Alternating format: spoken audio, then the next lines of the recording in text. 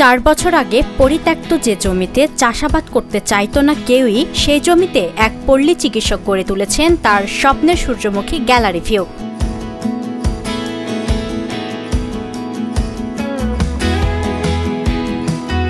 নরসিংদী পৌর শহরের মেঘনা তীরবর্তী এলাকা জুড়ে গড়ে উঠেছে সূর্যমুখী বাগানটি। মাত্র 30 টাকা প্রবেশ ফি দিয়ে প্রতিদিন অসংখ্য দর্শনার্থী ঘুরে ঘুরে উপভোগ করছে সূর্যমুখীর সৌন্দর্য।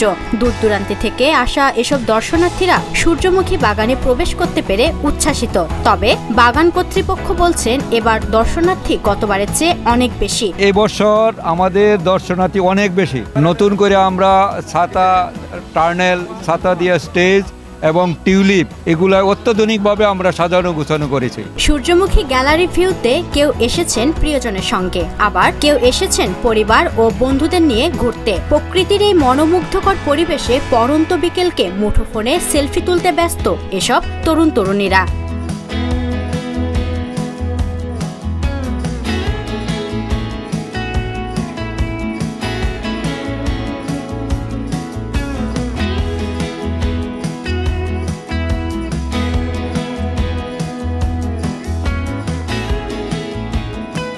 ঢাকা থেকে বাগানটিতে ঘুরতে আসা ফাহিজা জানান, প্রকৃতির সৌন্দর্য দেখে খুবই ভালো লেগেছে। তবে এখানে প্রয়োজনীয় খাবার, হোটেল ও ভালো শৌচাগারের ব্যবস্থা থাকা দরকার। আমরা 2 ফ্রেন্ড, আরও কিছু ফ্রেন্ড এবং জুনিয়র বোনদের নিয়ে আমাদের হাজব্যান্ড সহ আমরা এখানে ঘুরতে এসেছিলাম। ঢাকাতে তো আসলে ওরকমভাবে নেচারকে আমরা পাই না, তো এখানে এসে এই যে সূর্যমুখীর যে ব্যাপারটা ছিল এত বেশি, এটা মানে এখন পপুলারিটি পেয়েছে। এটা কেমন একটু নিজের চোখে দেখার জন্য এখানে এসে ভালো লেগেছে। তবে খাবার এবং ওয়াশরুম এগুলা যদি মানে সিস্টেমটা আরেকটু ডেভেলপ করা যায় তাহলে একটু ইজি হয়। এগুলা দিকে যদি একটু নজর দেওয়া হয় তাহলে একটু ভালো হয়। পল্লী চিকিৎসক তৌহিদুল ইসলাম জানান, বাগানটির মূল আকর্ষণ হলো নদীর পাড়ে গ্যালারি ভিউ, যা অন্য কোথাও নেই। এছাড়া সূর্যমুখী বাগানের পাশাপাশি দেশি বিদেশি নানা রকম ফুল দিয়ে তৈরি করেছেন আপন হাউস। প্রথম বছর থেকেই মোটামুটি ভালো আমি সফলতা পেয়েছি এবং এটা নিয়ে আমি চতুর্থবারের মতো করতেছি। আমাদের এখানে প্রতিদিন 1000 উপরে দর্শনার্থী আসে এবং ছুটির দিনগুলোতে 3-4 হাজারের দর্শনার্থী অনেক সময় চলে আসে।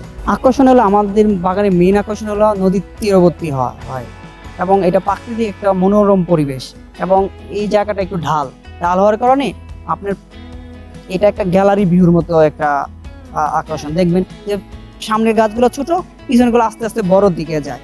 এটা নাকি এই অন্য কোথাও আপনি এটা পাবেন না। সামনের গাছ ছোট, পিছনগুলো আস্তে বড়, শেষগুলো আরো বড়, সামনের থেকে পিছনের ফুলটা পর্যন্ত দেখা যায়। এটা নাকি অন্য কোনো বাগানে সেটা পাবেন না এবং এটাই এই বাগানের বিশেষত্ব। এবছর নরসিংদী জেলায় 24 হেক্টর জমিতে সূর্যমুখী বীজ রোপণ করা হয়। এর মাঝেও 20 হেক্টর জমিতে সূর্যমুখী চাষাবাদ করা হয়েছে। 6টি উপজেলায় এবার সবচেয়ে বেশি আবাদ হয়েছে সূর্যমুখীর। বিশেষ করে নাগরিয়াকান্দির স্থানীয় তরুণ উদ্যোক্তারা 22 বিঘা জমিতে সূর্যমুখী চাষ করেছে। নরসিংদী জেলায় এবার সূর্যমুখী আবাদের লক্ষ্যমাত্রা ধরা হয়েছে 24 হেক্টর। ইতিমধ্যে আমাদের 20 হেক্টর জমিতে আমরা সূর্যমুখী আবাদ করতে পেরেছি। এই জেলার 6টি উপজেলার সবকটি উপজেলায় সূর্যমুখীর আবাদ হয়েছে। তার মধ্যে সবচেয়ে বেশি আবাদ হয়েছে আমাদের নরসিংদী সদরে। বিশেষ করে নরসিংদী সদরের বা নাগরিয়াকান্দি একটি জায়গায় আমাদের একজন তরুণ উদ্যোক্তা, তার মাধ্যমে আমরা সেখানে 22 বিঘা জমিতে সূর্যমুখী চাষ করিয়েছি।